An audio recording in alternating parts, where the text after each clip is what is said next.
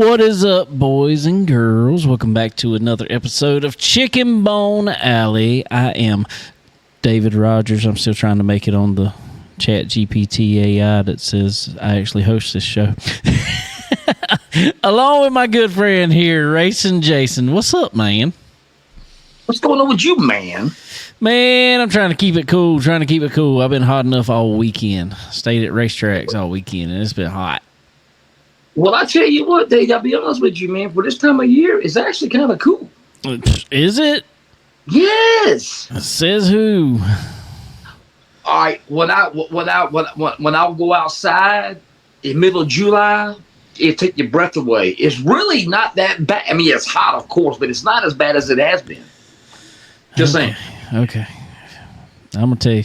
I believe it was about 130 degrees in my race car this past weekend. Oh, well, okay, inside of a race car. Yeah, Dave, that happens, Dave. My air conditioner went out. You need the cool helmet. Gotta get the cool helmet, man. I'm gonna tell you, I got a blower going to it, and I'm gonna tell you, that's Connor. There's quite a few of them I look at, and they don't have no blower, helmet blower, or anything. They just out there just going. And I'm like, I don't know how y'all do it without a helmet blower. I was one of the only people in a Legend car that had a helmet blower. About to say, your Charger car would get more air in it than a Legend car, right? No, Legend got a whole lot more air in it. Charger car. Why is that? I would never thought that. But on top of that, the Legend car didn't build up near as much heat inside of it either. Okay, I can see that. Okay, all right, so, okay. But still, I mean, darn, the Legend car to me, I think they're so cute. By the way, they are just they're about this tall, and I think they're the cutest thing. They're awesome. Yeah. But it seemed to me they're so enclosed. I didn't realize there wasn't much air going through a Legend car. Well, they don't have back windows or anything, so air goes out. It pulls air out with it. So, if it had a back window, it would hold heat in it, but being that it don't have a back window, it kind of just pulls air out as air goes across top of it. Okay, I can see that. Okay, and I don't know if mine was 130. Robert Struber on here, he just said he I guess he put a thermometer and says his was 115 degrees inside his truck. Them trucks get hot. Me and our guest today actually is coming on, Cody Kelley. But we were talking about it the other day, and Matt on here, y'all all know, them trucks get stupid hot because they run them 180 headers on them that come up right to the floorboard. Yeah, about to say right by the yeah. And so them things get stupid hot. Wow. I wonder how does your feet get real hot inside of a truck? I don't know, but I know in my car, it wasn't my feet so much, but the transmission tunnel on mine. Okay, all right. Where my leg laid right up against. I finally put a, I guess like a leg guard on my seat. That way my leg would lay more up against it instead of laying on the tunnel. Like the last time I ran without it, like I burnt my leg, even through the suit. I'm about to say, through the suit? Yeah, like down towards my calf. Yeah. Oh, my God, bro. Yeah, it was hot. It gets hot.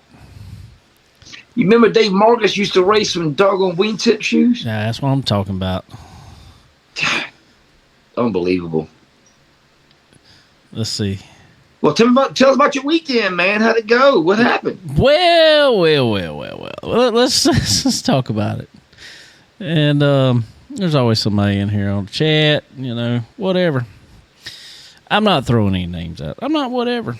I'm just. Oh, wait a minute. Oh, we got drama? I guess. I mean, it wasn't necessarily me. I don't think. Okay. But I guess it was. Yeah, exactly. Take a sip. I got kind of talk trash about on the broadcast even. I mean, so. Hey, it is what it is. I'm not going to even say any names. I'm just going to say that Friday we went to Florence Motor Speedway for the Sun Fun 101. late models ran 101 laps. Charger cars ran, we ran 35 laps. And there's this driver out there, young driver, we'll say. And if anybody wants to look back on the lineup or whatever, they can probably figure out who it is. I'm not even saying names. I don't know. It just kept coming to me, and I thought it was just a playing around thing. I guess it was. I don't know. We coming for that 13 today. We coming for that 13 today. And I'm sitting there telling them, like, hey, if you coming for 13, you're setting your bar pretty low. There's a few that are faster than us. You might want to set your bar up there. Well, anyway. Oh my God. Anyway, so we qualified fourth. How many showed up? Not many. 5. Okay. Qualified fourth. But we had good time, good speed in the car. Connor qualified third. Me and him, I don't even think we were a 10th off of each other. I mean, we were close. Okay. Yeah. Well, started a race, and something was not right with my car. It just didn't feel right. Something didn't feel right. We'll get to that later. Well, I'm racing. I'm running fourth. This other car's behind me, and all of a sudden, he dives me real hard, so I give him room. Give him like a lane and a half, probably. I stay on the outside, pull back in front of him. Well, he just keeps on diving me, like hard, like coming from 4 cars back and just diving. I'll send you the video. Well, finally we go down into 3. And I mean, I watched video. Buddy of mine took a video of it. I think it was even on the broadcast. He comes from like 2 cars back, just dives as hard as he can into 3, and just runs straight into my door. You got doored? He doored you? Yeah, doored me. Hold on, whoa. You gave him a lane and a half and you got doored. Lane and a half and got doored. Bruh. Yeah. So I wasn't happy about it, but I was like, what in the world, you know? You think? Yeah. So anyway, I go on about my business. Like I said, my car is terrible. Something's not right. I thought I had a flat tire. It wasn't good. Well, all of a sudden, I don't know, I guess his got worse than mine. Well, he gets all squirrely in front of me, and I pass him. Leave him. I mean, like, straight away leave him. At least half straight away. You got him back, all right? Got him back. And clean. Yes. Clean. Perfectly clean. Didn't touch him. And unfortunately, Connor broke a motor. Oh, no. So I ended up finishing third. And his dad comes down to me, and he's saying, man, y'all was racing hard, blah, blah, blah, blah, blah, blah. And I still got my helmet on. Well, about the time I took my helmet off, I said, yeah, we were racing hard. But I said, I'm just going to let you know. I said, I'm not mad, by no means. I said, but if he wants to dive in there and run into somebody like that after I give him a lane and a half, I said, I can junk it for you. That's all I said. That's all I said. Okay. And he said, well, I think he got loose. I said, maybe. Maybe he needs to learn to control his car.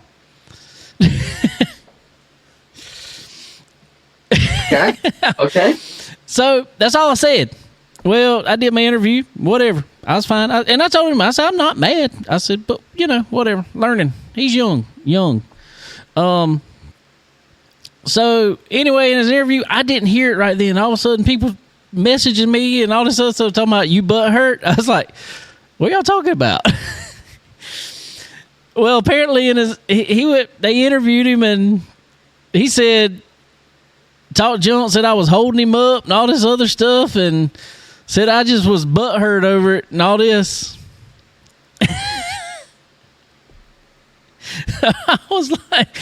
I just laughed. I was like, oh, okay. I don't know how I held you up, but I mean, that's what we're doing. We're racing, right? Aren't we racing? That's what we're supposed to do, right? That's what, let me think. Oh yeah, it's called racing. Yeah. I'm sorry. I'm not going to cut down on you. He claimed that I cut him off. You can clearly see in the video, I did not cut him off whatsoever. I gave him, like I said, way more than even a buddy of mine walked up, or a guy I know. I didn't even, he walks up to me Saturday after this and says, "Man," he said, a halfway decent driver could have drove a tractor trailer truck down below you as much room as you gave him." I'm like, yeah, I guess. But I mean, I wasn't, like I said, I wasn't mad. It's just, go ahead. No names mentioned. How long has this kid been racing? Well, he raced Bandoleros for a couple of years, and all of a sudden last year moved straight to a Charger car. So it's the second year in an 8-cylinder in a big body car. Yeah, but he moved straight from Bandoleros. Okay. Yeah. Wow. Yeah. So we're talking young. Yeah. Yeah. See, Dave, here's the bad thing about, I'm not saying you will. I'm not saying I'm not condoning this behavior, but, racing these young kids nowadays, how you supposed to handle it? You can't clock them. So what do you do? Hey. Just jump up. That's what I say. Yeah. I mean, they want to go out there and tear stuff up for absolutely no reason. We can tear stuff up for no reason. I mean, that's what a Turbo tell Ziegler at East Bay a couple of years ago. Hey, man, we can tear our stuff up. We'll see who runs out of money first. That's exactly right. There you go. That's exactly right. So, I don't know. I mean, I don't know why. And then he makes a video on Facebook yesterday. He was still saying the same stuff. Talking about, oh, my God, send me that, bro. Talking about he had a good qualifying run, solid run, qualified 5th. I was like, there was 5 cars.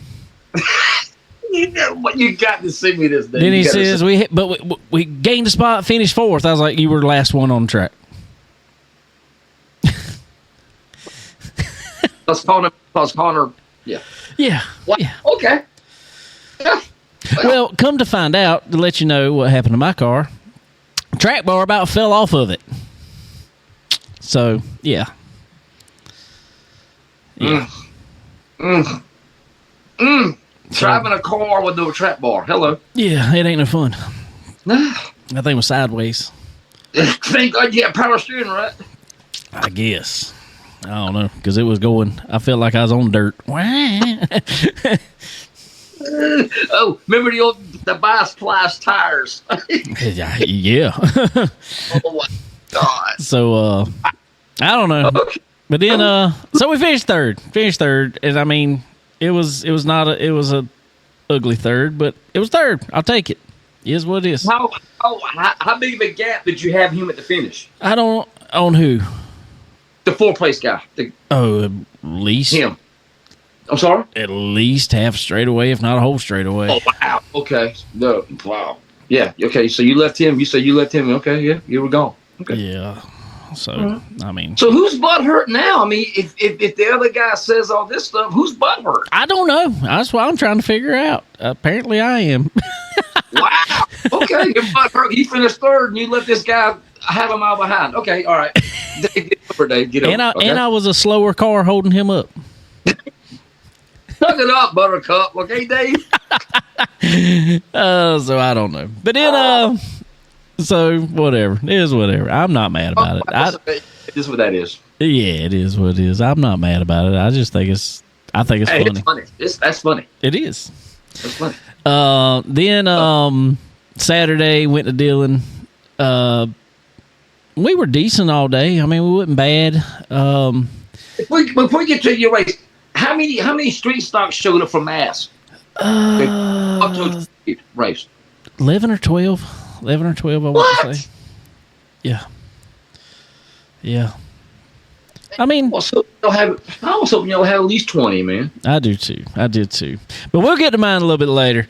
But before we go any further, we got a man that wanted to put it on them and everything this past weekend.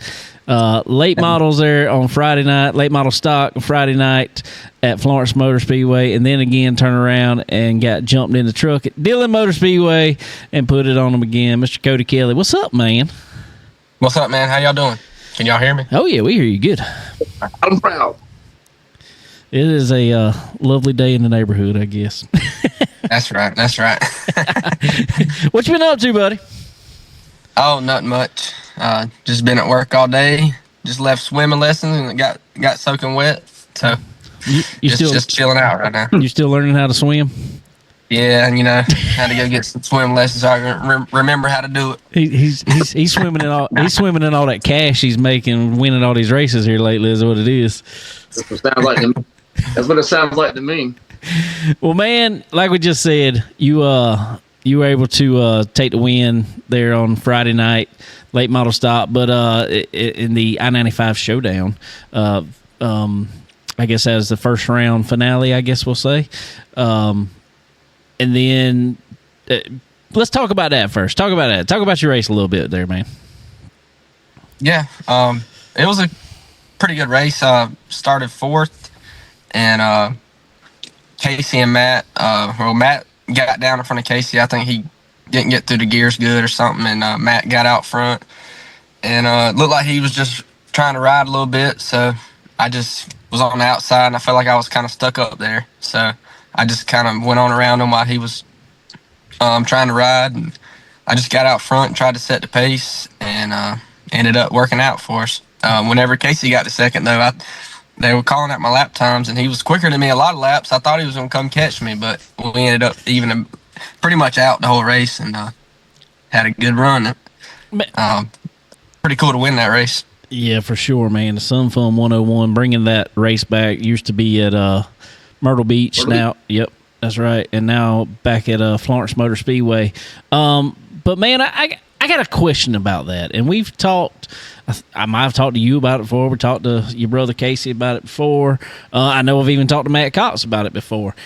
Has Florence changed a little bit? Because used to it was a track where you really wanted to conserve tire, and kind of ride for a while.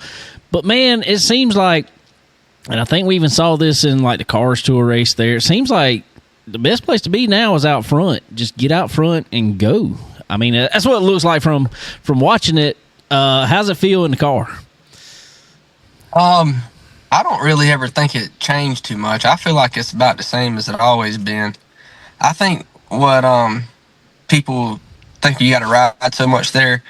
So a couple of them 400s, I don't remember if it was the first two or either whenever there was a tire shortage, we ran, I think it was like 200 laps or something on one set of tires or whatever, 150, whatever it was.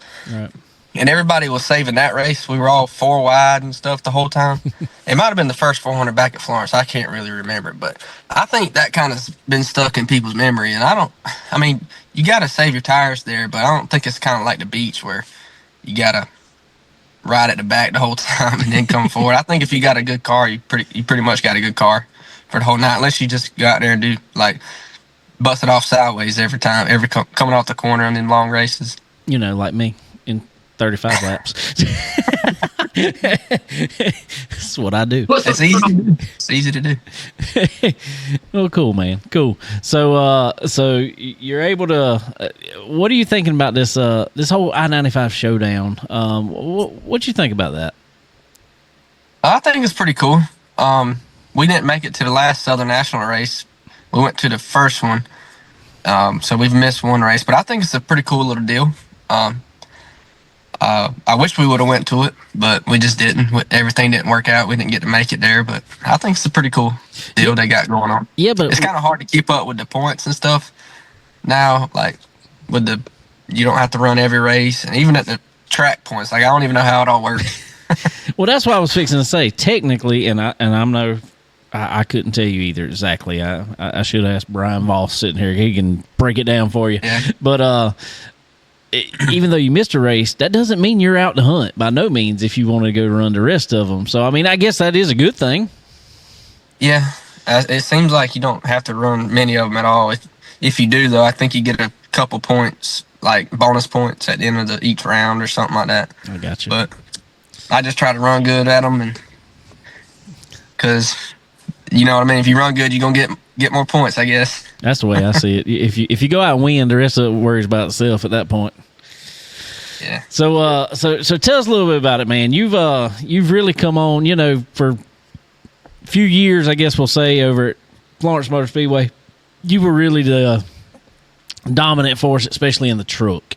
That was your thing, and you just took it, and you still do. Every time you jump in it, have you lost a race this season in it? I don't think you have you? I have. At Dillon 2 weeks ago, I ran like third. Right. Probably shouldn't even finish third. I forgot you ran over there to that race. Yeah. But anyway, so it's not many times. One out of the rest of them. So but now you've really made a name for yourself, man, in the late model. I mean, you've been right up there in the hunt in some big races, even.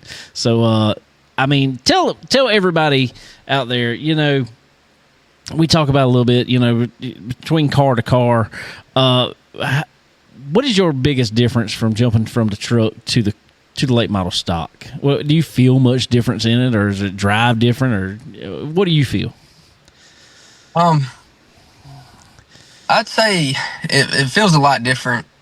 Like, it really does feel a lot different. The truck just is the steering feels different. The brakes feel different. I mean, you're not quite going as fast on the straightaway. I don't know. It's hard to explain how it feels different, but it just does. But I mean, I don't know. Just. What was you gonna say? No, I was just gonna say, regardless of what difference about it, he's figured it out. That's for sure. Yeah, I mean, I've just done it so many times. Like, I just can get in them and go. But like, I play iRacing a lot, or used to a lot more than I do now, and racing all kinds of different cars on there. I feel like it helps a lot. Like, some people don't think iRacing helps you drive and stuff, but I used to do it every single day, all night, and I swear it helps you just be able to get in stuff and be able to drive it pretty good. Well, and I've said that too, because I'm gonna tell you, before I drove a full body car myself, I'd been on iRacing for years, and I was like, man, it's not so much different. I mean, obviously you feel different things, but as far as you can't feel the car on iRacing, but if you sit there and play it long enough, and you'll get the feel in your brain. And you'll be thinking you're feeling it if you play it long enough and really dial into it. Promise you will. We got to get Jason on some iRacing. Go ahead, sir. No, I'll be fired from my job. I'll never go to sleep. I'll get fired. I can have one. I know that's what's going to happen. Look, man, I stayed up when I first got my PlayStation. Oh gosh, it's been years. NASCAR. I stayed up almost 2 days playing NASCAR. So, I mean, I played like 2 full seasons. So, hell up. I got a question. Yes, sir. Hey, Cody, how do you change your driving style from getting from the truck to the late model? I don't know. I mean, I pretty much just do the same thing. It just feels different. I don't really change too much. The truck, you can let it roll a little bit more, I'd say. I feel like it has a little bit more roll speed in the corners. But you don't really have to change much. I mean, they drive pretty similar. It's just a little bit different steering and brakes, but the truck probably turns a little quicker. You got to turn the steering wheel a little bit more in the car, I'd say. I was fixing to say, you got a different. Do you like one above the other, Cody, or is it both about the same as liking both? I love racing the truck. I really do love racing the truck. If I had to pick which one I'd rather do forever, I'd definitely race the truck. But I grew up watching my dad drive the truck that I still race, and it's just cool to me. I love doing it. So I don't know. I just love that series. It is cool. And it's cool to finally see some getting some more trucks in it everywhere. It seems like. And I keep on telling everybody, I'm like, it's so funny because it's like there's one crowd at Florence and there's one crowd at Dillon, and it's not a bunch of the same ones. I'm like, man, if we could get both of these all on track at the same time, there'd be a good field of trucks.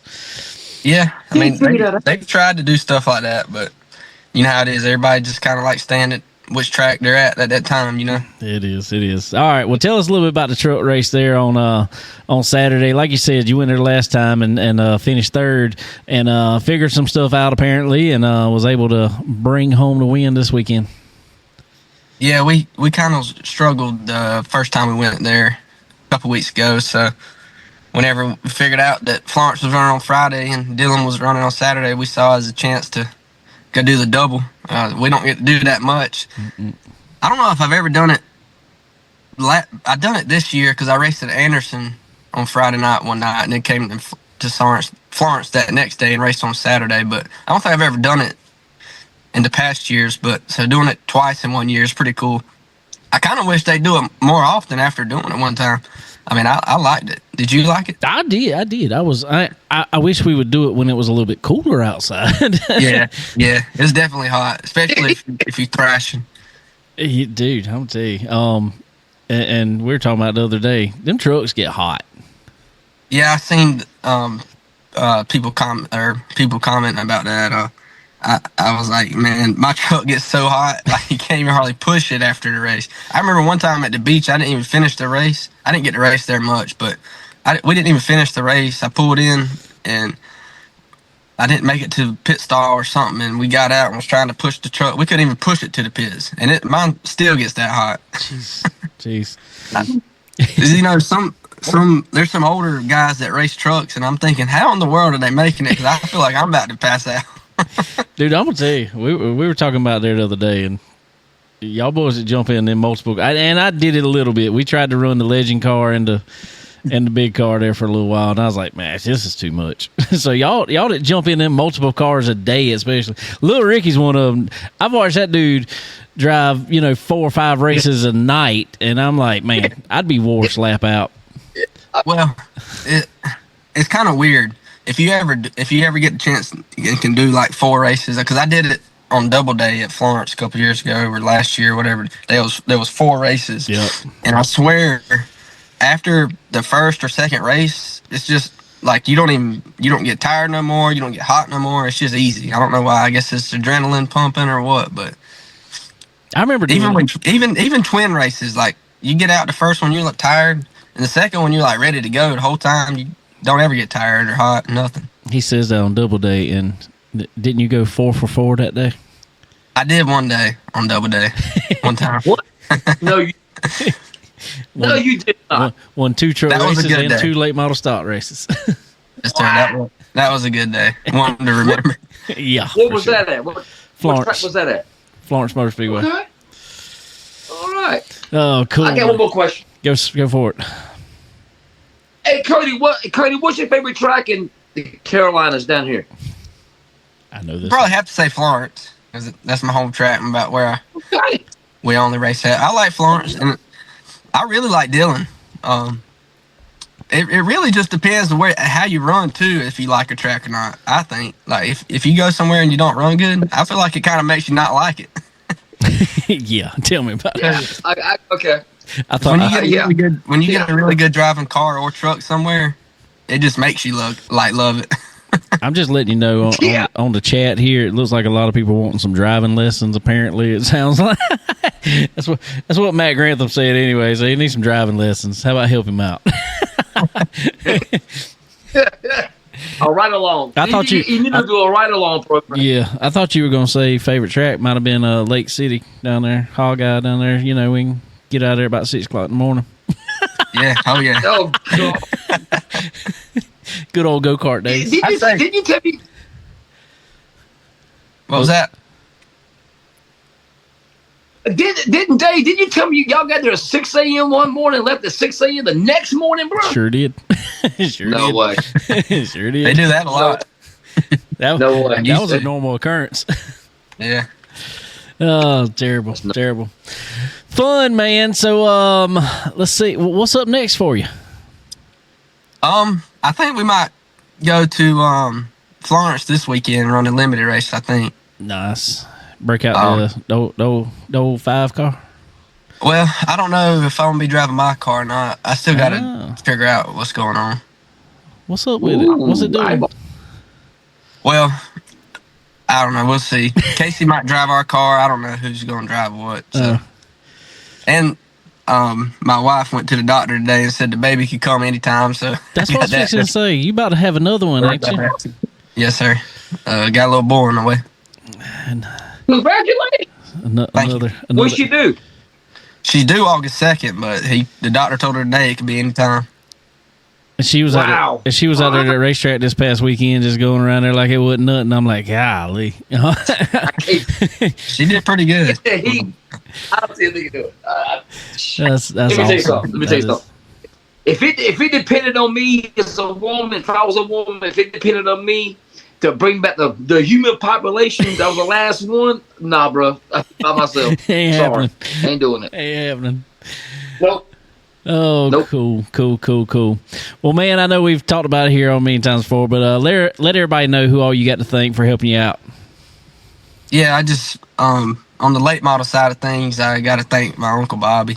All he does for us and everybody that helps him. You got Trent, Travis, Stevie, George does a lot for us. George. Codell, y'all see Codell running around the racetrack, helping Steve too. And I think Robert. And on the truck side of things, obviously I got to thank my dad, Casey. My dad keeps that thing tuned up real good for us and makes us pay attention to what we're doing so we don't get off some weeks and try to stay on top of it. Write down a bunch of notes every week. Can't thank him enough. And my sponsors, Shug Steakhouse, North Industrial, Mr. David Raines, all he does for us, and my whole family. You know how that is. You got to have the family supporting you to be able to do what you love to do. So you got to thank all of them too. That's right. Well, I got one last question to ask you, man. All right. And I know you just said you don't know how to count these points, but regardless, I'm just saying, it is as good as both of y'all are running. It could come down to you and Casey fighting out this battle for a late model stock championship this year. Yep. I'm just saying. I'm just asking. I know y'all are close, real close. I don't ever hardly see one of you without the other. But but if it's coming down to a last lap and whoever wins is going to win this championship, how hard are you pushing to get around him? I mean, I would try to pass him really hard, but I definitely wouldn't hit him or nothing. Okay. There we Good go. answer. I mean, I wouldn't hit. Dave was good. I wouldn't hit many people. I mean, I don't know. Coming down for a championship, you kind of got to do what you got to do. But, I don't think I've ever seen you hit anybody. I mean, if I did, it was probably on accident. I've seen you rub a bumper a time or two. Lesson. I learned my lesson probably, I don't even know how many years ago. Probably 5 or 6 years ago, Robert Powell was coming back racing with us. And I led the whole race. And Charlie threw a caution. Robert was in second. And he started on the outside of me or something like that. And he kind of got me on the restart after I led the whole race. And it was like a green-white checker or something. But going into turn 3, he was in front of me. And I said, I led this whole race. I'm going to win this race. And I bumped him a little bit. And right time I bumped him, he went up. And he come down real hard and hit my right front tire. And it threw the steering wheel out of my hands. And I went right into the wall. Yeah. So he said, you learned your lesson. And I said, yeah, I think I did. Won't do that no more. No, I ain't going to try that no more. All right. Well, if you hadn't seen it, go back and watch the Ultra Broadcasting replay and hear about how I was butthurt, apparently. Oh, really? Yeah, you got to listen to that. It was funny. I didn't check that out. I need to check it out. Front stretch interview after Charger race. Check it out. It's hilarious. Man up there. Hey, you'll have those days. I wasn't, though. That's the funny part. I wasn't, but it's funny. Yeah. All right, man. Well, I appreciate you jumping on here with us as always, buddy. And congratulations on 2 wins this past weekend and all the wins this season so far. And obviously more to come. But also thinking about y'all and congratulations ahead of time. But y'all go have a baby here soon. All right. Thank y'all. Probably see y'all this weekend. All right, buddy. See you then. See ya. Take it easy. Good luck, bud. Yes, sir. Thank you. All right, everybody. Mr. Yes, sir. Cody Kelley coming off a couple wins here. But after that, let's go take a minute, have a word from our sponsors. Are you ready to unleash the true potential of your ride? Tired of feeling held back?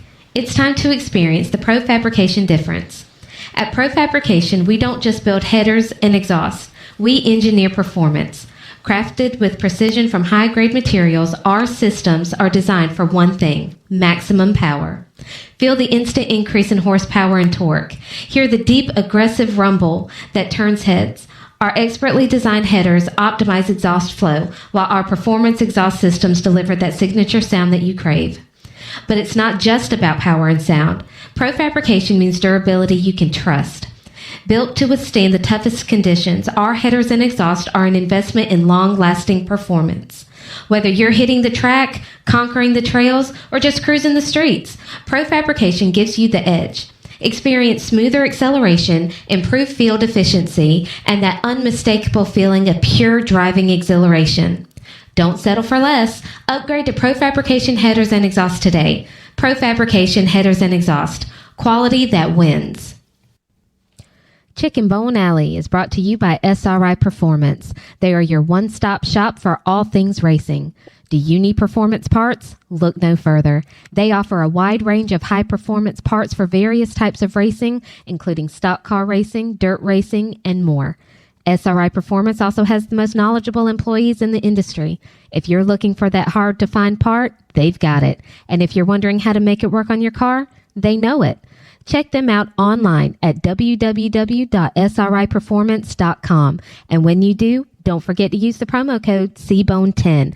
That's C as in chicken, BONE10, and get 10% off at checkout. Tired of leaving performance on the table? Ready to dominate the track? For decades, Earl Ramey Racing Engines has been the secret weapon of champions. We don't just build engines. We craft precision, engineered powerhouses designed for one thing: victory. From meticulous machining to expert assembly, every Earl Ramey engine is built with uncompromising quality and a passion for speed. We understand the demands of racing, and we deliver the reliability and raw power you need to cross the finish line first. Whether you're tearing up the asphalt or conquering the dirt, Earl Ramey Racing Engines provides the competitive edge you've been searching for. Don't just race, conquer. Contact Earl Ramey Racing Engines today and let us build your winning machine. Stock Car Steel and Aluminum is a full-line steel service center stocking thousands of sizes, shapes, grades, and types of metals and plastic. If you need it, they have it. And if not, they work fast to find what you need and get it to you. Stock Car Steel and Aluminum also has the ability to cut orders to your specifications as requested. Their dedicated team not only brings many years of experience to the table, but they are always ready and willing to lend a hand with anything you may need. Stock Car Steel and Aluminum. Your material needs are covered here.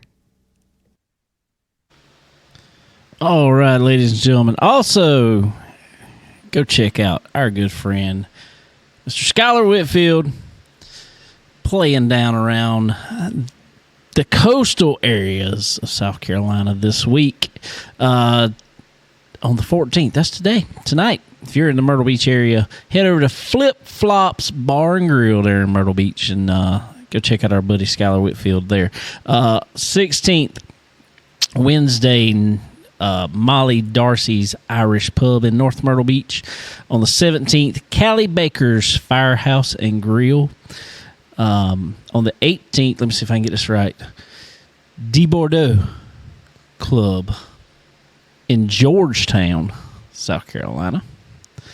And on the 19th, pulling the double himself at a Drunken Pirate Tiki Bar there midday. And then that evening be at the Chimichanga Llama. That is a tongue twister, but I like it. And every time I read all these places, it makes me hungry most of the time because they're all grills. And I know they got some kind of good food there. I want Mexican. I want Mexican. Well, you can go to the Chimichanga Llama. And I bet you they got tacos. Oh, give me enchilada. There you go. So go check out our buddy Skylar Whitfield, SkylarWhitfield.live, and check out all his music. Check out all his happenings. Got his whole schedule for the year on there where he's going to be. And you'll see him at a racetrack soon. Who knows? He'll either be or doing both, singing the national anthem a lot of times. Also a reporter. He might be a pit road reporter. Who knows? He does all kind of stuff at the racetrack. So we'd love to see him. And so y'all go check out our good buddy Skylar Whitfield. All right. So there we just heard about all of Cody Kelley's day. So let me finish up mine real quick. We didn't get to finish the Dillon Motor Speedway part, but which it was kind of uneventful. So that was good. We had a good car all day. Track was hot, a little bit slower, little bit slower than normal, but nothing horrible. But we qualified fourth out of 10, 11, I think it was. So not a terrible field. I mean, that's a decent field for Charger most of the time. And we run fourth. Car was a little free in qualifying, and we were really debating because a lot of times if it's free, we'll go to tighten her up just a little bit, just snug it just a little bit, and then the sun goes down, then we get super tight. So we decided, because it was a long time from time we qualified to time we raced, and it went from being into broad daylight to dark when we raced. Well, that's what you want. Yeah, but it when the track's that hot, a lot of times it really changes because the temperature difference. And I'm not disagreeing. Yeah, I wanted to be racing at night too because it was cooler, but it wasn't that cool. But it wasn't that cool. But so anyway, so we left the car alone after qualifying. Actually, we decided let's leave it alone. Maybe track snug up a little bit, and it'll put us where we want. It did not. We were loose. We were loose off. But it was okay. We still finished fourth. Started fourth, finished fourth. So, not a bad night. Not a bad weekend. I mean, I will take it. Solid. Yeah. We'll take it. We just had a bad wreck here, bro. Did it? Watching push flips. Who did? Hey, you need to go. You need to go to Facebook or something. Is there a rain delay at the Gap? Because the Gap supposed to start at 7:00. It's not even started yet. Well, I will check it out, sir. Thank you, sir. I would, but I probably I probably knock something to get off this thing and have to get back in and stuff. That's who tonight? Okay, we're live. Okay, cool. Yep. All right, we're live. Cool. But you can't do this. Give me a sign in. I forgot to look at this doggone sign in on my race pass. I can't check that. I can check. I got you. I got you right here, bud. I got you, bud. He got it. We got 1, 2, 3, 4. We got 5 classes. Hello. On a Monday night, we got 31 Super Late models. And now that they're live, 31. And now that they're live, how far along in the show are they, or have they started anything? We got Super Late models coming out on the track. Chris Madden leading the bunch. Cody Overton is coming out. All right, Cody O in the house. Sweet. Anything else you want to add? No. That was pretty much it. That was my weekend. I was just hot all weekend. It was hot. Well, you can't get cool in July. Sorry. No, it don't happen. It don't happen. It's okay. Like I said, I'll take it. It was a decent weekend for us. I'll take that one and we'll move on. So good starting spot for the next time. Should know. So since we're talking about asphalt, let's just go ahead and cover some asphalt stuff, I guess. Before we go all in on dirt,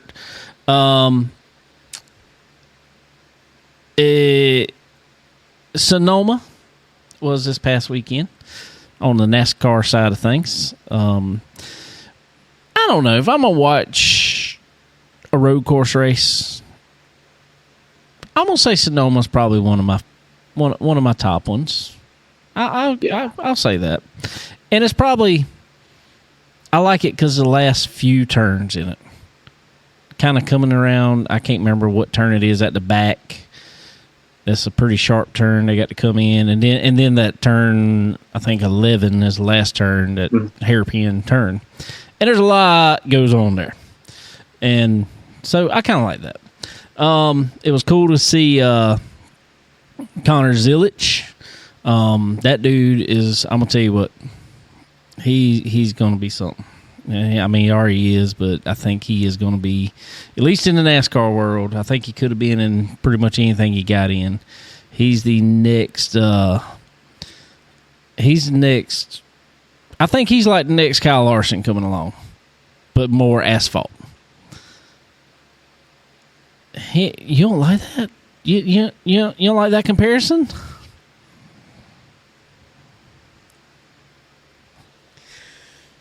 No.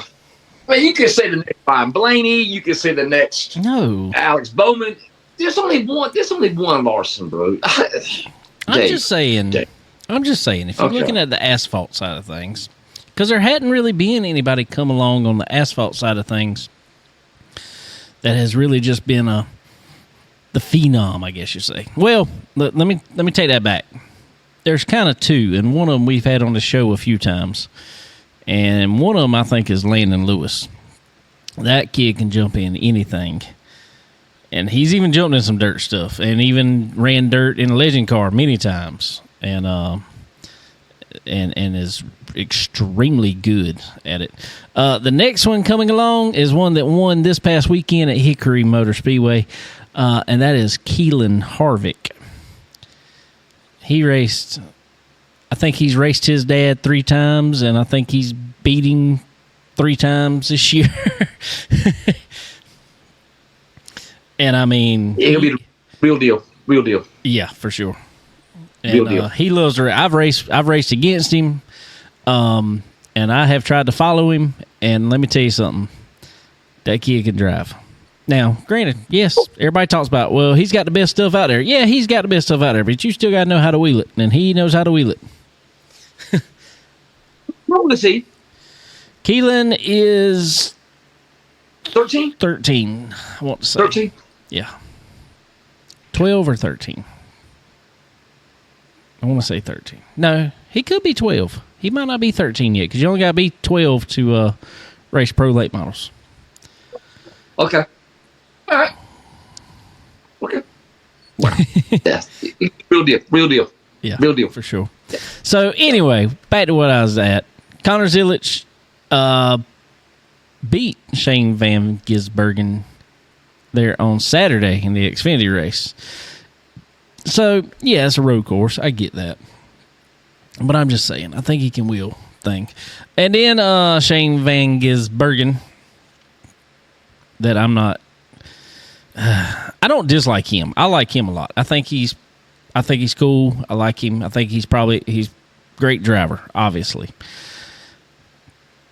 But it stinks to me that somebody was literally 30-something in points. But this dude's awesome on road courses. And he goes out and wins 3 road course races, and now he's sitting in the playoffs. Whatever. I don't know. I'm not thrilled about it. He'd be the first one out. Just saying. And unless there's a road course first round, and I can't remember. Is there a road course in the playoffs? Oh yeah. There's the Roval. Oh, there is. Okay. Well, we got the Charlotte Roval in there. Oh, October. That is right. Yeah, that's right. If he can somehow squeak by, I think it's in the second round. I think. So if he can somehow squeak by and just make it to a road course, he might be all right. But I don't know. He won't make it past that. No. So Dega, he'll be taken out. Oh yeah. He'll find a wreck.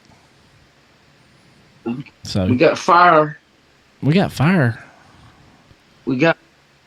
What are we doing? Yeah, Hargrove was on fire. That ain't good. Uh-oh.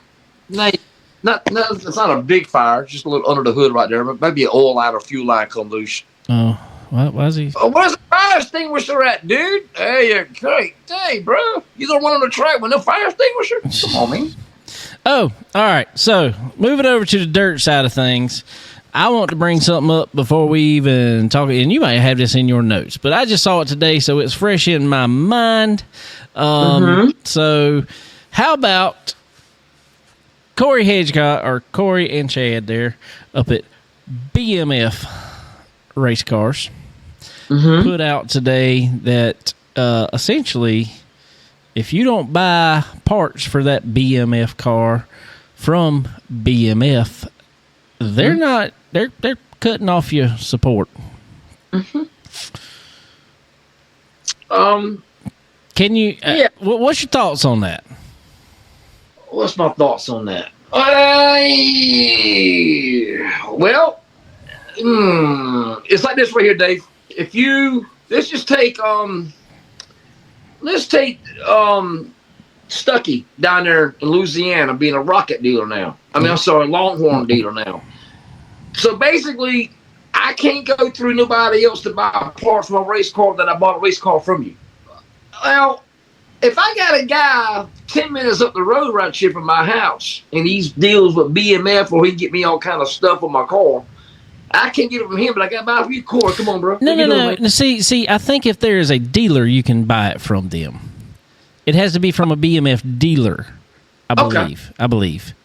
I ain't got a problem with it. But what they're saying is they don't want people going to, I don't know, just go and buy a bunch of aftermarket stuff and putting on their cars. And this is this is where I can't really fault them to an extent, because I think there's some more of this that we just don't hear about. I want to say there's this could be a thing in Longhorn too. I want to say probably a thing in Rocket as well. I think it's more of a, all right, you wanting track support or you wanting, support on setups and everything else, but you going and buying spindles from Joe Blow down the street, and we really don't know what you got. So we're trying to work around it. It's like we're telling you what to do. Well, this ain't working on my car.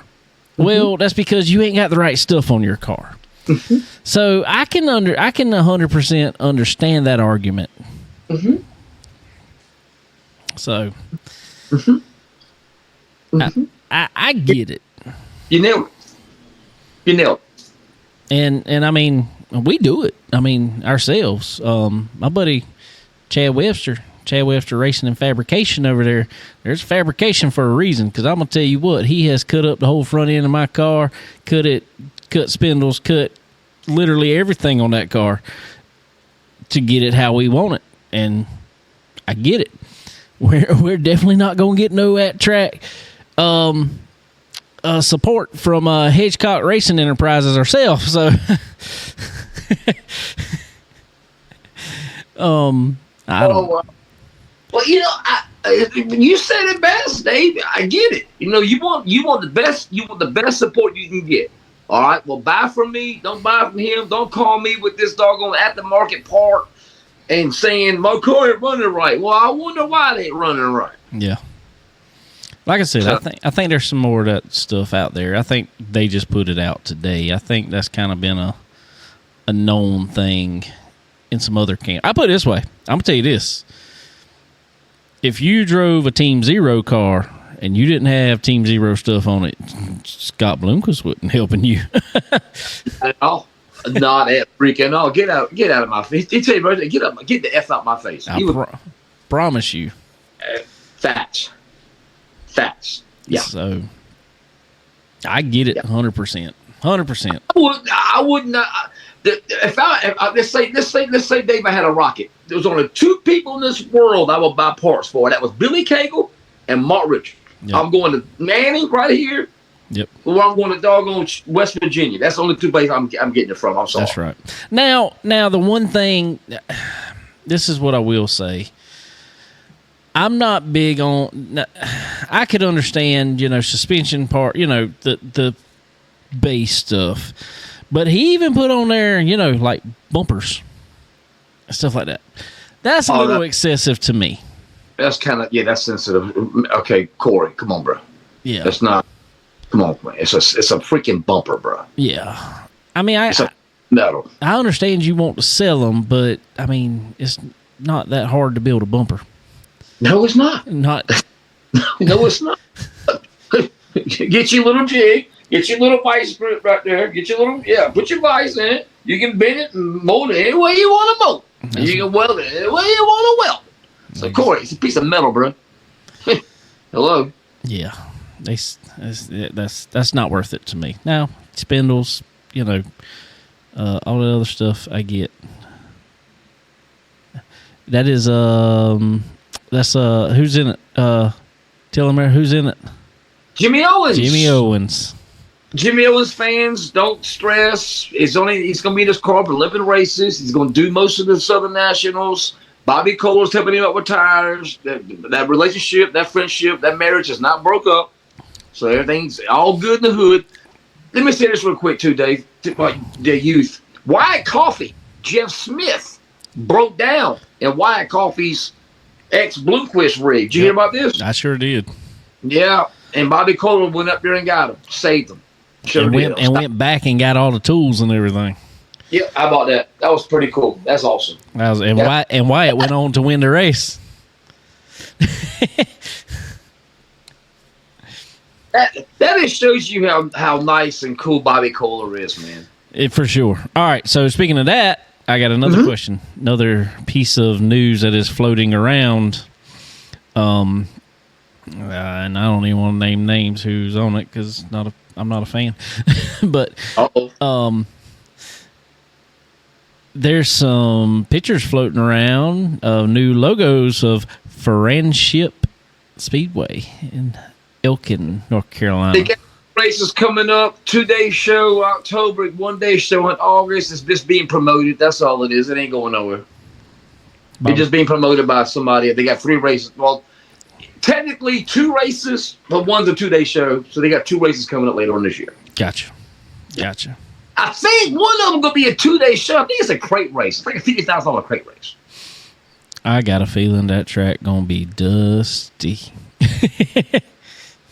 Ain't been nothing on it since last year, man. I know. Dude, I love that place. I mean, that's one of my favorite tracks in the Carol. I love that place. We went to a race there one night, and they actually invited us to come up. Me, my son, and Sterling and his son. We were actually at Hickory at the Easter Bunny, and we went to the first night there.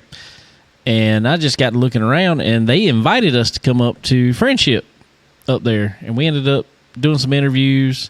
Fortunately, I think it was a Carolina Clash race. That's what it was. And Trent Ivey showed up, and Chris Ferguson showed up. Actually, I remember it because was Jordan Kohler. He was there, but I think he was only racing the crate stuff then. What's that? And the modifieds. Yeah. He was always good to modify. Yeah. So I might have been there that night. You might have. But anyway, we sat over off of turn 2, where you could pull the car up and park up against the fence. Parking, hello. It was great, but the problem was it was so cold out there. It was freezing. I mean, freezing. Well, between my son and Sterling's son, they kept going and getting in the truck, and they were cranking it up because it was cold. Well, the truck was sitting there running. Well, they would open the door. We didn't think nothing about it. We got done. I mean, we were so orange. So orange. Well, when we got back home, he went to take the truck to have the oil changed and everything. They called him. They were like, we're just letting you know we're not putting this cabin air filter back in this truck. You got to have one. They saved it for him. The cabin air filter from where it was heating the truck, oh, God, it was sucked in so much dirt and dust. It was just a dark orange.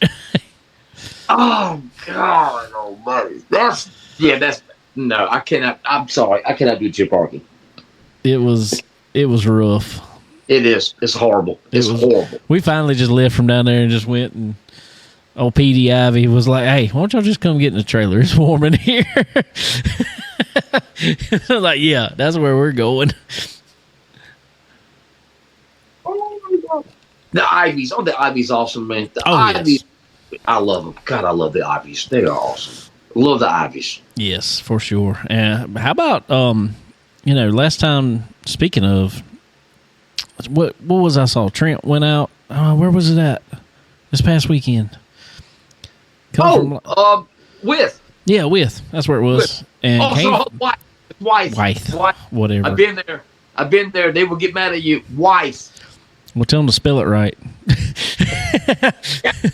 Well, is it Wyville or is it Whiteville? Is it Wyville? I mean, I don't know. I don't know. But I think he had a good run going till he broke the drive shaft. Yep, sure did. Running fourth and coming. I was going to say, it came from what was it, 12th or something? 12th, yeah. Yeah. So anyway, I ain't trying to step over your notes here. Go ahead, sir. What all you got for us? I ain't mad at you. You ain't butthurt? Hey, how about a South Carolina drivers this weekend, man? Let's all give him a hand. Good Ross job. Bales debuts his brand new ride and wins at Beckley. Chris Madden smoked him at Weiss. And how about Zach Mitchell? For sure. If you had Zach Mitchell on your bingo card to winning the weekly points for Summer Nationals, please give me the lottery numbers. I need. Tell us a little bit about this new ride for old Hales Bales over there, Ross Bales. Him and Brian Nuttall from Georgia. God, me and Brian, man, I'm going back years now, man. We used to battle. Bulldog fan, he's one of them. Oh yeah. Battle on Facebook, just kidding wise. And I finally got to see Brian race at Lancaster, and you should have seen the bro hug. I mean, I about broke his back, and he almost broke my ribs. I'm not kidding you. Brian Nuttall is freaking awesome. Him and it's a double nickel. So him and Brian Nuttall's teamed up, and now Bales is gonna be driving, with the Brian. I'm not sure if he's driving for Brian Nuttall or did Brian Nuttall give him a second car. I have not. I can find that out, man. But I'm just letting Ross do his thing. I'm not. Nah. I'm gonna tell you, and it's really funny with Ross. It's really funny with. I mean, and I think Ross is a great driver. I really do. I've seen that boy, jump it, but it's always when he debuts with a new team. All of a sudden, he jumps out there and runs great for a few weeks, especially. And then whatever. I I really think he's a good driver. He was one. He's an awesome driver. He was one of the first. He's awesome. He was one of the first guests we had on Chicken Bone Alley, I do believe. Get out of here. One of the earliest guests. Yeah. What? Yeah. Okay. I did not know that. Yeah. But man, Ross is awesome, man. Yeah, man. And he's a great driver. Like you say, he's a great driver. Driver. Great guy. Great person. Love the whole family. Him and Constance and Jordan. Love him. Yeah, for sure. But yeah, and how about Chris Madden and the Kel Green car? I bet you Kel's like, man, is it me? Is it the car? Because Madden smoked him at wife. Smoked him. Dude, I don't know what's. I mean, it's great. I'm glad to see it. I guess he's on his retirement tour. I don't know. I mean, because even that come out not long ago. I know. You said it, but I'm just saying. I've seen stuff on the internet, on Facebook. I'm not blaming you on it, but we all do know there is a auction company that has his stuff on it, and it says it's a retirement sale. That is what it says. So whatever that means, does that mean he's retired from owning his own stuff, or does that mean I don't know. Last year he come out and said he was not drive, or was that year 4? He wasn't going to drive a full season of anything. Year 4. Year 4, yeah. So they who's retired more? Chris Madden, Mark Martin, Gar Brooks, or Barbara Streisand? Who's retired more? Oh God, I'm gonna say probably Mark Martin though. Right now. Madden. Okay. Mark Martin not retiring, kept Brad Keselowski out of a ride he already had a contract for. That is right. I forgot about that. You are right. Yeah. So I don't know, but hey, A South Carolina driver just past weekend, man. Way to go, Good baby. job. Let's go. Good Woo, job, boys. LFG. I think our boy Will Harrington looked pretty good too. Another Georgia driver. Don't get me started with that, bro. I can't. I'll get to that. I can't figure this out. I can't figure this out, man. I cannot figure this out. I'll go out this dive into it right now. Okay, so you got a good series. I think it's a great series. Has the potential to be a fantastic series. We had 12 at Lancaster, 11 at Needmore. And Needmore is a great track. So is it the series? What is going on with Southern Thunder? I'm going to go ahead and say, what's going on with Southern Thunder? Well, we already determined the other week that it's not the payout because the payout was more and there was still less. I don't know. I'd love for somebody to tell us. Me too. I will love that. We need insight on that, Dave. Because obviously there's something that people aren't liking. And I don't know what it would be. I don't get it because... Okay, let's look at it. Is there anything different about the rules from any other series that you know of? No. Is there? So there's no tire rule difference. Okay. So I don't know. I don't get it. I mean, unless there's something going on with some, people running the series that we just don't know about. I mean, that's the only other thing I can think of because, I mean, it's not like they're going to off-the-wall tracks. I mean, they're going to tracks that are good tracks. Needmore's a fantastic track. Exactly. I don't know. So, I don't know. I cannot figure this out, Dave. Me neither. I don't know. It's heartbreaking. I hate to see it. Could this be the beginning of the end for Southern Thunder? Second year around? I don't know. Because let me tell you something, man, and it's just falling back to asphalt stuff. We talked about Needmore. Obviously, there was a small crowd there, but there was good crowds at other tracks. We had our buddies Steve Zacharias and Brian Voss on the show last week. A lot of y'all watched it.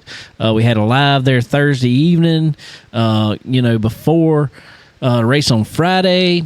They had told me they had a bunch of a good bit of commit. They knew it wasn't going to be a ton of people because we only had 2 classes racing Friday night. But this I-95 showdown that's going on, we thought there'd be more in it, but there was a total between late models and Charger, a total of 15 cars at the track Friday night. Man, 2 classes, 15 cars? That's it. I don't know. I cannot figure this out. And you said there was only how many for the big street stock race at Florence? There was between 10 and 12. That was at Dillon. Yeah. That's a shame. And one of them drove down all the way from Michigan. And he actually won the Chicken Bone Alley fan award for the long haul this week. It's cool. Okay, good deal. So he got $50 there. Get him, at least one tank of gas or part of it anyway. Who won that? Do you know who won that? Cody DeMarles won it. He is in the lead. That was a mass / star super stock race. It was a co-sanctioned race there. Cody DeMarles is the point leader in the Star Super Stock Tour right now, and so he expanded his points lead a little bit more over Jeff Melton, who finished second, I do believe. Little Ricky Lottler, I want to say, finished third in his daddy's car, because he actually had his car, and in qualifying, I heard him come out turn 4 and something sounded funny, and clutch went out on the car. So he jumped in his daddy's car. His daddy had already qualified, but he jumped in, I think, started at the back with it, or towards the back, and drove it up to... He was in second at one time, but I think he ended up third. I want to say. Wow. I've seen a mass race years ago or something. Did they run dirt and asphalt anymore, or is it just strictly asphalt? I think it's strictly asphalt now. I do remember when they went to Sumter. That was pretty cool, but they tore up a lot of stuff because a lot of them guys had no experience on dirt. Yeah. I remember that guy had that 65 or 66 Mustang. You remember that? Yep. That Mustang is still around here. It runs in the Bell and Bell Vintage Series sometimes. I don't recognize. That's the same doggone car. Yep, I think so. I believe it is. I believe so. I be doggone. Okay, I've seen that car. But yeah, man, I remember that mass was at Sumter, man. That was pretty cool. But yeah, but in saying that, the pits were absolutely packed at Dillon Motor Speedway on Saturday. So is it I mean, we're getting back, from Southern Thunder but I don't know, man. Is it I don't know with Southern Thunder, but let's say that. Is it a thing of having one oddball asphalt race on a Friday night that people just don't? Now we had good stands. They had awesome fireworks afterwards. So they got their $5 worth because that's all it cost to get in the stands. $5 was awesome. Right? I mean, you couldn't beat it. So, I mean, I don't know. I thought maybe because I asked Connor Lee's daddy, Jamie Lee, our buddy. He's been racing forever, it seems like. And I asked him, I said, back when Charlie had the track, I said they raced on Friday nights for years over at Florence Motor Speedway. I said, what time did they open the gates? He said, if I remember correctly, he said they didn't open the gates till 4 or 5 o'clock. We didn't even start practice till like 6:30. He said a lot of times we'd have one round of practice, qualify them real quick, but he didn't try to run 10 classes either. He might have had 5 classes. So, we were still out of there a lot of times. I remember going over there, but we were still out by 11 o'clock a lot of nights. So not a pure hostile situation. No, not at all. Not at all. Yes. And that's and I'm wondering because they opened the gates at 2. We started practice at, I don't remember what time it was, maybe close to 4. I think it was 4 o'clock, something like that. I don't know. Did you think maybe that kept some people away? Because, especially Charger Series, I mean, and in all honesty, local late model stock, everybody's got day jobs. I don't know. I really don't know. I mean, I took a vacation day. I was like, hey, I'm going to take a day off and go race. Actually, me and my daddy went to my in-laws' house and built a porch and 2 sets of steps early that morning and still raced. Well, look at you, man. Still out there getting it, huh? I guess. I don't know. So, wow. I don't know. But that's just, I was just saying, it's like it's little things anymore that keeps cars away. And I don't know if it's something little with the Southern Thunder Series. I don't get it. Wish I knew, man. Wish I knew. Me too. Dave, there's not even a driver following the series, bro. I couldn't tell you the points leader is. There's not one driver following the whole series. That's what I'm saying. I mean, what are they going to do? Just not have a champion? I don't know. I don't know. I can't. I don't know, man. I can't figure this out, bro. You know what I think they should do? And I've wondered this, and I've said this maybe. I get it with Lucas and Outlaw. Man, quit having people just lock into a point series. Quit having, because I think they feel like I've got to be there. And yes, they do want to be there, but just say, hey, run what you can. We greatly appreciate it. We're just going to take points from whatever you run. If you end up champion, that's you. And then by half season, there are going to be a few of them say, hey, we need to run this. We're doing okay in points. Well, the last driver really known to do that was JD at 15 when Mona. Yeah. I don't know. They didn't set it up one. They just showed up. That's right. And they won everything. That's right. But to me, personally, I think if you run a series, it makes you better. Oh, yeah, for sure. It makes you work under pressure. Exactly. Makes you learn how to work under pressure, for sure. I saw somebody, and I don't even remember who it was now. Somebody threw a schedule out for this week, and they were racing 6 out of 7 days this coming week. I was like, man, that is how you work under pressure there. And I know I saw on your Twitter there, or X, Cody Overton talking about he hadn't been home since middle of June, and it's going to be another 2 more weeks before he gets home. That's wild to me. It is, isn't it? It's amazing. It's amazing, these guys. It's amazing. These guys spend months and weeks on the road like that. I know. Mind blowing. You know, what really trips me up, Dave. Here's what I love. Here's what I love. Like watching, I had 1 TV, 2 TVs, 3 TVs on Saturday night, right? And I know, right? And when you're watching these streams, man, and you go to a racetrack, and you're like, wow, here we are at Cherokee on a Saturday, and here it is on a Tuesday, Wednesday, they in freaking Illinois. That's what blows I love that. Yeah. I love that more than anything. I love that. That's tough, though. Ooh, that's tough. Yeah. All right, Dave, what else you got?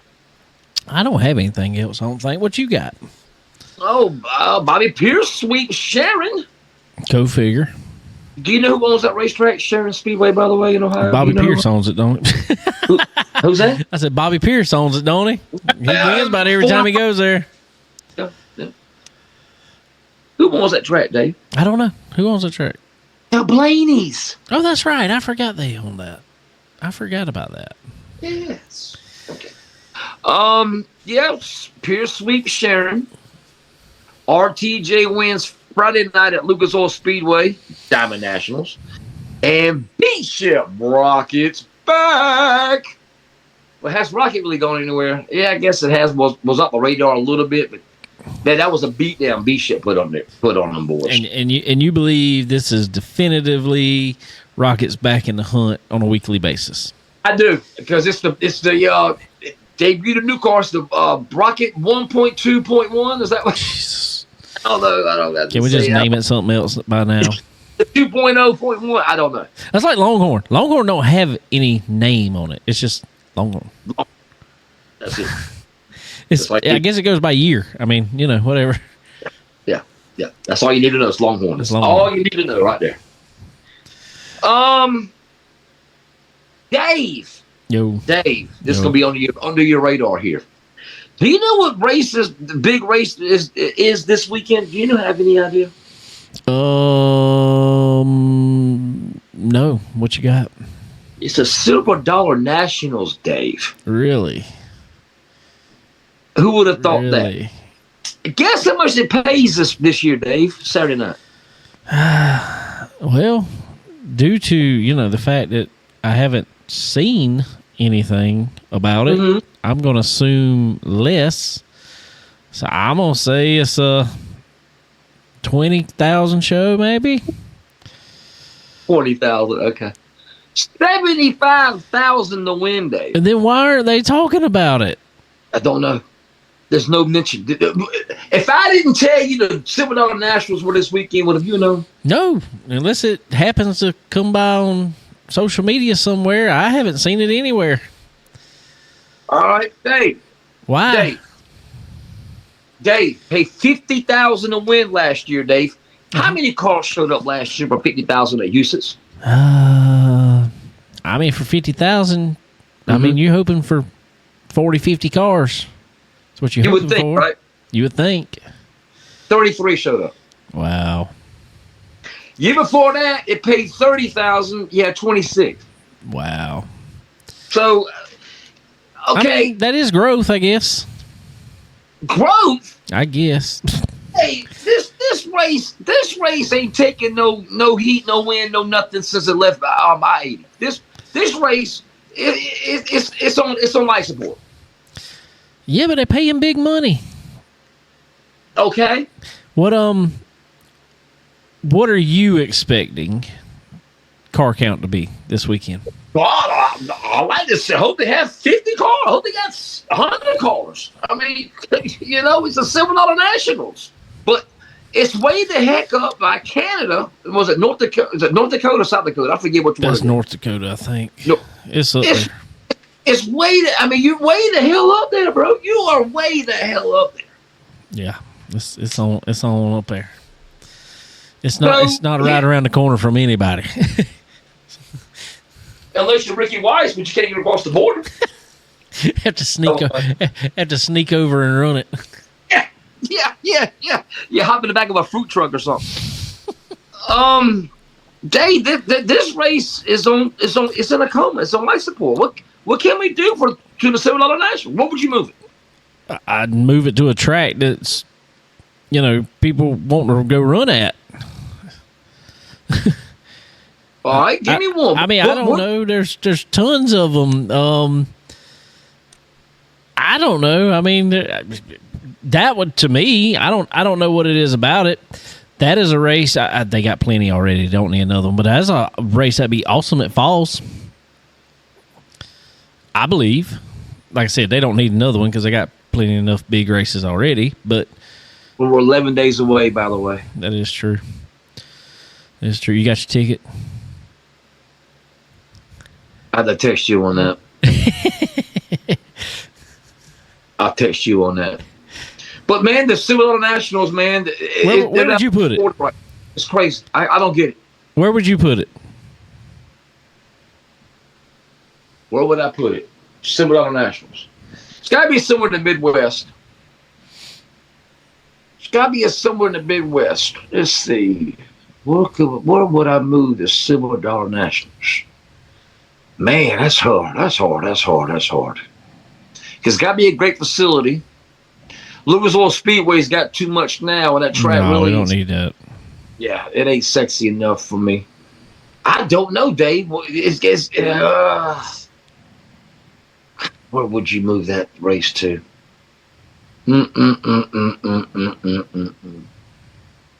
God almighty. All right, I got it right here. You ready? What you got? Charlotte. Oh, God. You're right here. You got race shops within. You got Rocket Chassis too far up the road, but hey, man, everything's right here, bro. You went from it's got to be in the Midwest to let's stick it in Charlotte. Put it in Charlotte. I mean, I say if we're gonna do that, let's run it at Lakeview. I mean, yeah, with 10 classes. That was a joke, Dave. Hey, moving to Fayetteville, the Outlast are 11. No. We'll race tomorrow, maybe. 24 hours. Dave, you gonna get me now I'm gonna get blasted. I hope it don't rain 3 drops because the pits are gonna flood. Well, hey, but Jim Long put them drains in it before he left. Yeah, he did. It does drain a lot better. It used to be horrible. Oh, God. Oh, man. 3 drops hit the ground. Jim say, okay, we're going home. This is over. and you might as well because you wasn't getting out the pits. Nope. That was a pond at that point. Yes, sir. Oh, that hill too, buddy? Yes, sir. Yeah, moving to Charlotte. Charlotte needs more races anyway. Charlotte does need more races. I agree with that. Need more races than Charlotte, man. I remember. Absolutely. Did you go to the? We helped promote it actually. Oh, I say we helped promote it. We were like one of the biggest media outlets for it. Did you happen to go to that race they had there a couple years ago? The Sizzler. The Sizzler. Yeah, I was with Overton 1. That is when Overton won, and I was there with Derek Ramey. Well, I was moving all around, but Derek Ramey qualified. Front row. Fifth? No, might have been front row. He was up there. Yeah. Maybe first 2 rows. Yeah. He was up there. Yeah. I missed Derek. That track was so dusty that day. It was called the Sizzler for a reason. Dude, it was so hot. It was 1,000,000 degrees, Dave. I stayed up there with our buddy Randy Keene from SRI. I stayed at his house, and I remember going to take a shower. And, you always dirty when you come from a racetrack. But I took a shower, and it literally, it was like standing there for 5 minutes just for dirt to just quit running off of me. It was so bad. Big puddle of clay. That's Big all it puddle of was. clay. I was like, man, I hope this dude's drain don't stop up with just clay in it. I mean, it was bad. It was hot. It was bad. Oh, it was rough. It was hot, bro. That dude. That's probably one of the hottest days I ever spent at a racetrack. Dude that promoted that race wanted to get in racing really bad. It was grassroots. Yeah. Wasn't that XR? No, it wasn't XR. No, it was grassroots sports. I think he tried to get the channel, was like grassroots racing or something like that, and they had got in a couple little tracks, and that was the last one he did. He realized how bad that was. You don't know who that was? I can't remember. We had him on the show a few times. I have to look back. But no, it is not. A lot of guys went with XR after that, I think, because they were based out of Tennessee. That's where he was based out of. Yeah. I have to look back and see. That's been years ago now, but we 18? Is that right? No. It was after 20, because we didn't start Chicken Bone Island until 20. So it had to be maybe 21. 21. Okay. God, okay. Maybe. Still 4 years. Yeah. We've come a long way. Yep. For sure. What else you got? McKay Winger. He's out of him in the what's the car owner's name? Number 99. They broke up. McKay Winger's in his own. He's in his own ride now. Back in the family car, 42. Out of Illinois. I saw that. Is there big happenings there, or he just decided to get out? Just go back to the family car. I got you. All right, Dave. I want you to do this right here. I'm gonna do this tomorrow night to you on whipping the lip. I want you to give me 1, 2, 3, 4. I want you to give me your top 5 crown jewel dirt races in the country in order. Oh dear. In order. In order. Yep, I'm gonna write these down. All right, number 1. Mm-hmm. I'm gonna have to go with the world. Okay.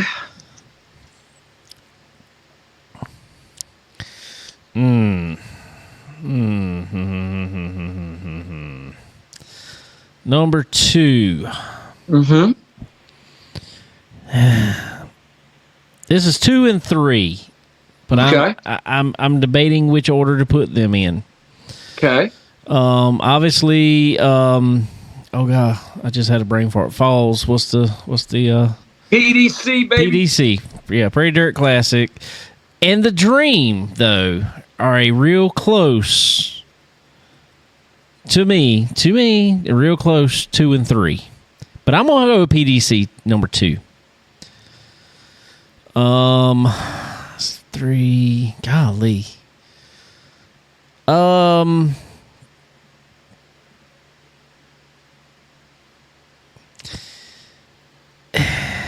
Man, I'm trying to think, because I really used to think that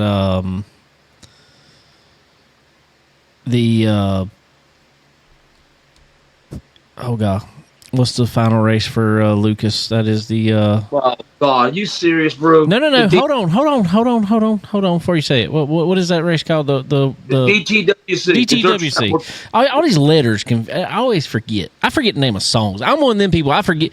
I know the race. I know how the song goes. Don't ask me the name of it. You know what I'm saying? I'm that person. Put that song up. It's up. Yeah, I do the same thing. Exactly. DTWC, in my opinion, was, and I don't know, it was just something about it was a big, but I don't know that it's got it now. It was sexy. It was a sexy freaking race, man. It had appeal. It had build up. It had. There's a reason why I'm doing this, Dave. Yeah. Yeah.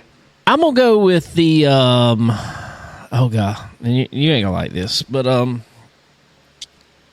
gonna go with the. I'm gonna throw Charlotte in there. I'm gonna throw the World Finals. I'm gonna throw it in there as no. I like it. It may not be the biggest paying. It may not, but I think it's just there's something about it because it's a home race for a lot of guys. Love it. Then I'm gonna have to go with still. I know there's like you talk about the Silver Dollar Nationals. That used to be a great race years ago. Now not so much. Another one.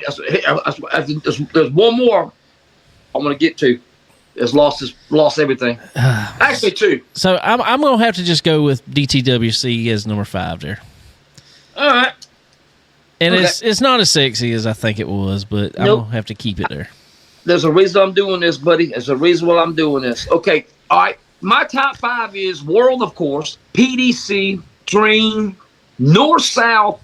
Oh, I don't know why I didn't say that. Yeah. Gateway. Ooh. Gateway. Now, okay, here's another reason why I did it. Okay. What makes Dave, in your opinion, what makes a crown jewel a race?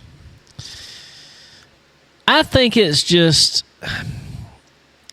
well, there's different things that make crown jewels a race. Let's throw this to just so we can limit the tracks down a little more, I guess, more than anything. Let's throw it to a NASCAR side real quick. To me, Darlington is a big crown jewel just because of the history of the track. It's not that it puts on great racing all the time, because some races can be very boring. Some races can be good, but some races can be very boring there. So I think there's that. But then you got places like Bristol that's not necessarily the history of the track, but it put on super exciting racing. It's going downhill, man. It's going downhill now. I agree. But up until, 10 years ago, it was one of the most exciting tracks on the circuit. And so that's what I'm saying. There's different criteria, I think, for crown jewels, in my opinion. So I don't know. I think dirt side, it's got to be just the prestige of the race. The World isn't the highest paying race, but it's the most prestigious. All about the globe, baby. All about the globe. That's right. So I don't know. That's what I think. What do you think? So it's more. Okay, let's just say this right here. It's like I give you a better example. It's like the Tulsa the Chili Bowl. Yeah, they don't get paid crap. The purse, baby. It ain't about the. What's it about? It's about that driller. The World get paid $5,000 to win. It's about the globe, baby. Yep. It's all about the globe. And that's where I throw in the DTWC. That is where I throw in the DT. Okay, all right. I got 2 races. I got 2 races that have lost total everything. The Firecracker and the Hillbilly. What happened? I don't know. I think what has happened to a lot of them is lack of promotion. I think you have to. I don't care what track it is. I don't care if it's Eldora. If you quit talking about it and quit making it sound exciting, then eventually, it might take years, but eventually, it's not going to be what it was. Is that what we're seeing right now with the Silver Dollar Nationals? See, and I wonder that, because this is the funny thing to me. This is a really, really, really funny thing to me. Okay. And I thought about this the other day. When I raced go-karts in the 90s, early 2000s, we didn't have social media. I sit here and ask myself, I'm like, how the devil did we know where we were going racing? How did we know, hey, this track's paying this much this week? And all it was those guys the promoters would come around to whatever big race was this weekend. They'd come to that track and hand out flyers for their race. You remember, Dave, back in the day, leave the racetrack, have a flower in your windshield? Bring those back. Yes. Those will be collector's items. I promise you. Now, I think it's got diluted on social media now. I think it's just everybody's so used to seeing it, you just slide right past it. But that is the biggest form of advertisement you got, and it's free. It's free advertisement. Right. But I think we've gotten so diluted to it. I mean, that we don't look at it. Mm-hmm. Are we shooting ourselves? Are we killing our own sport? What is going on? Are we getting, like you said, are we getting too watered down? Are we just so used to it? I wonder that sometimes, and I hate to say that, but let's look at dirt racing especially. Asphalt don't do it too much. Asphalt around here, we race on. There may be some Friday night races. There's some Saturday races, so it's not. So we're gonna have to X this off the list because that's not a reason. Because we're having terrible car count problems. Dirt's not necessarily having car count problems, but in some series. But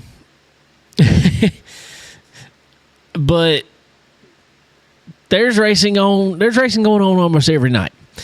And to a viewer, that can be a great thing. Can be for somebody like you, for somebody who is watching 3 TVs like you, that is a wonderful thing. I mean, to the casual viewer, I'm wondering if it's too much sometimes because they're going to watch a race here and I'm going to watch a race there, and it takes out the importance of it. It's like, is it too much going on? You know what I'm saying? Is it we're waiting till, we've sat around, waited all week. We want to watch this race. And now it's like, I can turn a race on anytime. I wonder that sometimes. I don't know. I mean, you are hitting the bullseye there, bro. You are definitely on the board. Definitely on the board. I don't know if it's a bullseye or not. I hope. I mean, but how do we fix that? I don't know if you can fix that.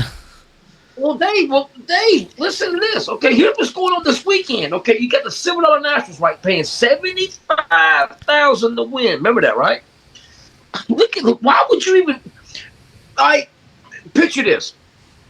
World 100 week, there may be a handful of races going on that weekend. Maybe. Right, and that's typically small other stuff. Yeah. Very small. Yeah. $7 Nationals this weekend. Here's what you got. Mars is back. You got Southern Nationals. You got Comp Cams. You got Ironman. You got Blue Ridge with Lawrence. But you still got Southern Nationals. You got Comp Cam. You got Mars coming back, and you got Ironman. That's 4 series right there, Dave. Lawrence is throwing in a 602 race this weekend, paying $3,000 to win. Oh, so wow. Any driver want to go to Lawrence, get $3,000. 602. I wonder if our buddy Devin Morgan going to jump in a 602 ride. Ooh, I can see that. Wyatt taught me. Hey, Wyatt probably definitely be there, or should be. But Dave, I mean, World 100 week, there may be 3 races going on across the country, especially down here. There may be 1 down here, and it's usually Swainsboro with a big crate race that weekend too. That World 100. I think is it the Pine Tree? I think the Pine Tree. Yeah. But you got 3 or 4 series racing this weekend. That's crazy, bro. But that's what I'm saying. So the Southern Nationals has lost its appeal. It's lost everything. I think it needs a home, and up there is not it. I agree. Bring it somewhere. Now I'm gonna go back to what you originally said. I think it needs to be somewhere Midwest, but somewhere more Southern-esque Midwest. You know what I'm saying? Somewhere more central that everybody's going to go to. Amen. You can't put this doggone thing about Canada, bro. You can't do it. Why did the World of Outlaws quit going to Canada? Remember they used to go every other year to Canada? They cut that out, man. I don't go to Canada no more. Yeah, for sure. But all right, let me and I mentioned this to a couple of track owners this past weekend. Mm-hmm. Follow me here. You talking about they went to Canada. They went to Canada in the summertime. And why did they go to Canada in the summertime? Because it was nice and cool there. That's right. And I know what we're looking at. I can't see names. Who? Madden set fast time. Qualify. Go figure. Yep. I told some track owners, promoters around here, I'm like, I got a great idea. And in South Carolina, Georgia, Florida, I think this would work 100%. Alabama, everywhere. Go look at any track. And I don't care if you're talking asphalt or dirt. Go look at any track. You can get more people sitting in the stands on a cool afternoon than you can when it's 100 degrees outside. Why? I get that we all just fell off of the NASCAR schedule years ago, and that was kind of how races went. Why? And I've said this on here before, but I'm serious about it. Why don't we? Let's race all winter long. Take a couple weeks off around Christmas. We got the bash already at Dillon Motor Speedway. Then they turn around and they run the Snowball Derby down in Florida anyway. Dude, the bash, the Snowball Derby, those races pack seats in the wintertime. And people are okay. They'll bring their little heaters, sit right there in the stands with their jacket on. They're fine. And normally we try to race them as close as we can to the day anyway. Let me tell you what people don't do. They don't sit in the stands when it's 100 degrees. It's hard to get people to sit in stands when it's 100 degrees. It's hard to get drivers in race cars sometimes when it's 100 degrees. Yeah. And I think it actually can be hurting our car count. I'm not saying that's what's going on in any of that. But I think some of these local asphalt tracks especially, I think it's hurting some car counts. Because people are just like, man, it's too hot. I'm not doing it. Let's race all winter long. Let's race right up to Memorial Day. Let's stop our season right there. We'll start back at Labor Day. Would be nice. Everybody can go on vacation that they want to do, because there's a lot of people go on vacation during summertime because the kids are out of school. You get to spend time with the family over the summer. I mean, and obviously, like I said, take a couple weeks off around Christmas. You get to spend some time with family then. I think the schedule we're trying to work on just don't work for people anymore.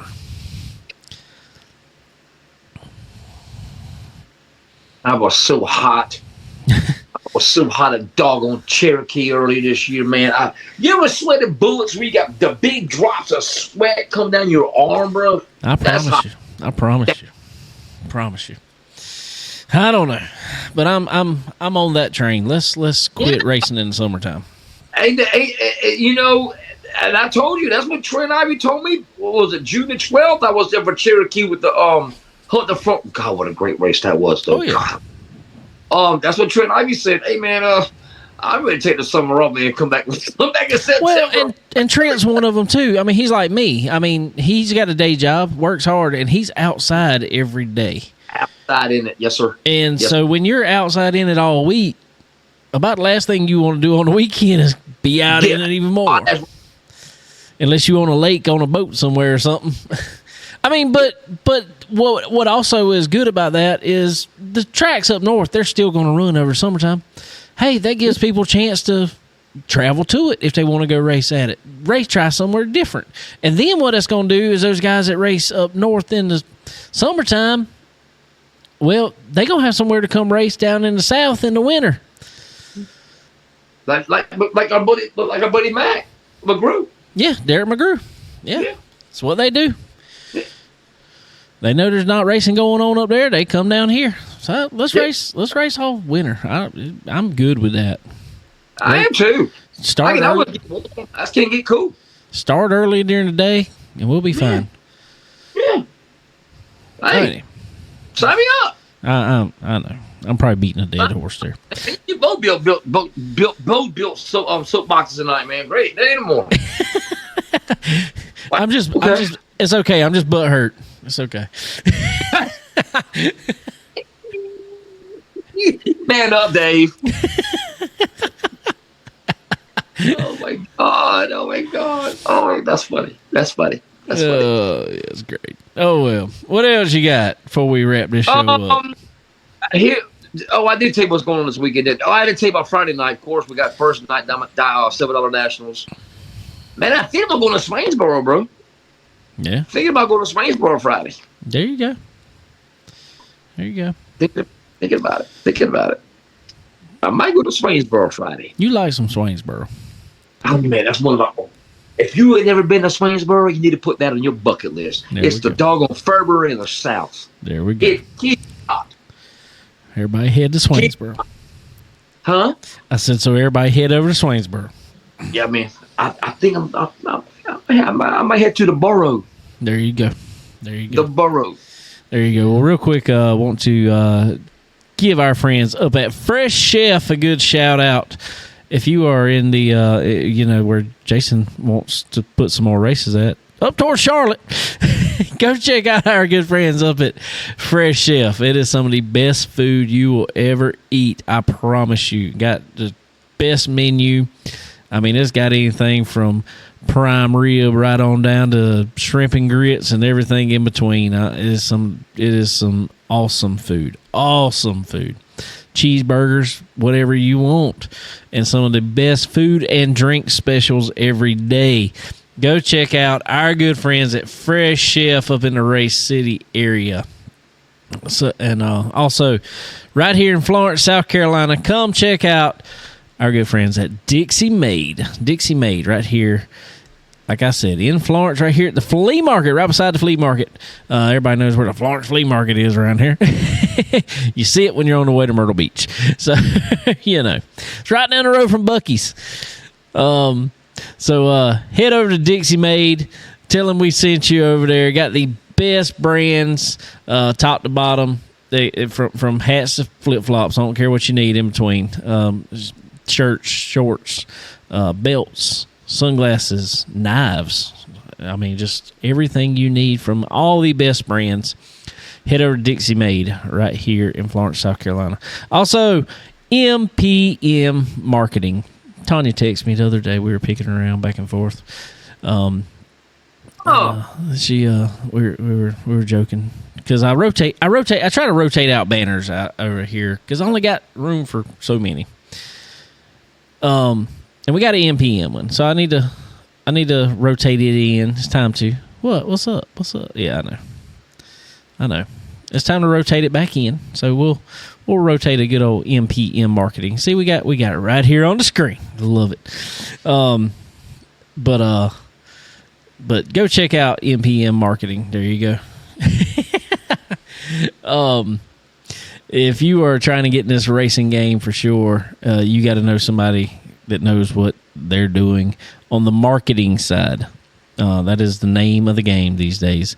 So talk with Tanya over at MPM Marketing, www.marketwithmpm.com, and she will hook you up. So go check them out. All right. Anything in closing? Kelsey's got some news for you. Oh. I don't know what. I guess I have to text you. Oh. Eyeballs. I just want to throw this out here. Suave called me right before we went on air, and I just want to give you his top 5. Tell me what you think.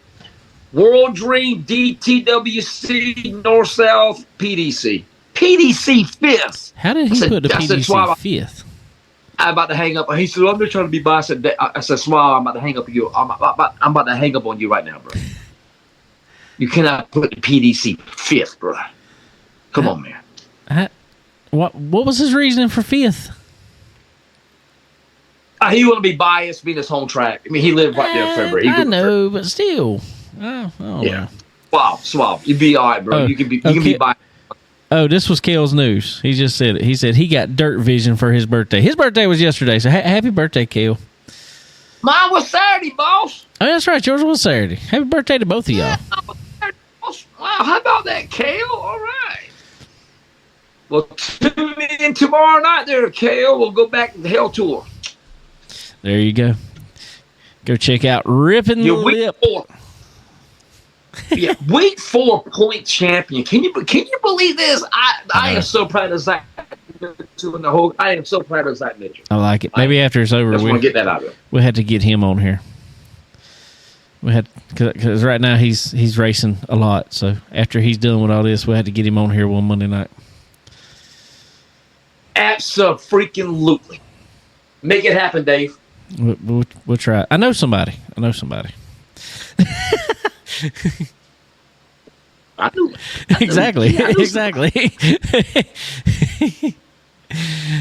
All right. Well, also anybody around this way, head out to Florence Motor Speedway this Saturday night. They will be in action running limited late models, I believe, over there. Mini stocks. I'm trying to remember off my head what all they're running. They're not running late model stock or Charger because we ran this past weekend. I'm trying to remember if trucks are running. I can't remember if trucks are running. I don't know. But anyway. Cody said no. He'd be racing the limited. Yeah, Cody's racing limited. That's what I was thinking. So he's not running truck. So I'm assuming. I'm assuming they're not running. So anyway, Chris Madden sets overall fast time. Sorry, go ahead. Yeah, that's good. That's good. It's not surprising.